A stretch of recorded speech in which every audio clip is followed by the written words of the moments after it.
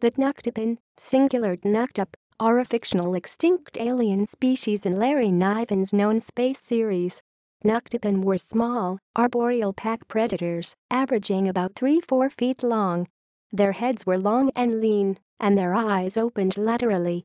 They were highly intelligent, IQ estimated around 130-140, according to the short story In the Hall of the Mountain King, and social.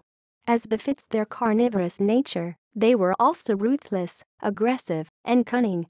Their word for alien most closely translates to food that talks. 2 billion years before humans evolved, the galaxy was ruled by the Thrintun, who telepathically enslaved other species, including the Tnuctipun.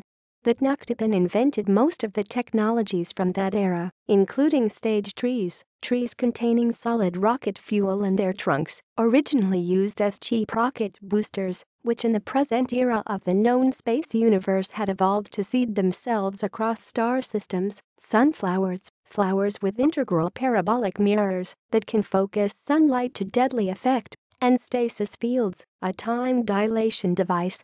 They were also known to have direct conversion of mass to energy into telepathy shield. These two technologies are lost by the time most Niven stories take place. In order for the Tnuctipun to think creatively, the Thrintun allowed them some limited freedom. The Tnuctipun used that freedom to stage a rebellion against their masters, the culmination of a carefully thought-out, centuries-long plan. In the novel world of Ptabs, the protagonist Larry Greenberg, a telepath who reads the mind of a Thrint, theorizes that some of their inventions were traps. Bandersnatchy, thought to be non-sentient livestock, were in fact intelligent, created as spies immune to telepathy. Sunflowers turned against their masters and burned Thrint homes to the ground. Other Tnuctip inventions were designed to shape Thrint society to weaken it. Sunflowers encouraged a trend for the slavers to live in isolated manners, surrounded by slaves.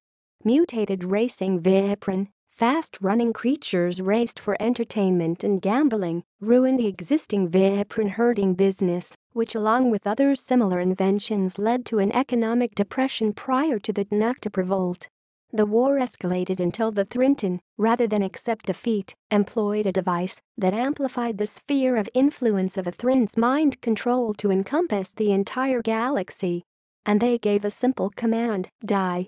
And everything in the galaxy that had evolved a backbone perished, including any Thrintun not protected by a stasis field.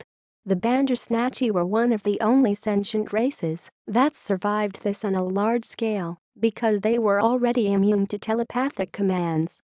This course of events is alluded to in the novel world of Ptabs, and a still-functioning suicide amplifier itself is discovered in the short story Peter Robinson by Hal Kolbach, at which point it is destroyed. Several other Tnuctip inventions are inadvertently discovered in the various known space novels, including a prototype hyperspace shunt discovered during the First Man-Xin War in the novelette Inconstant Star by Paul Anderson. The Xinti lose the war before they can bring news of it home, and the device itself is lost. A recent Man-Xin Wars short story, Teacher's Pet by Matthew Joseph Harrington, in Man-Xin Wars Xi, claimed that the Tnuctipun are responsible for creating the pack protectors. As with most Man-Xin Wars material, its canonicity has not been confirmed by Niven. In 1968, Niven worked with Norman Spinrad to draft a story outline entitled Down in Flames, in which much of the history of known space is revealed to be a hoax, and in which it is revealed that the Xin are the Tnuctipun. The outline was published in Tom Raimi's fanzine Trumpet and released on the internet, but was never intended to be completed or published, and was superseded by the Ringworld series of novels. References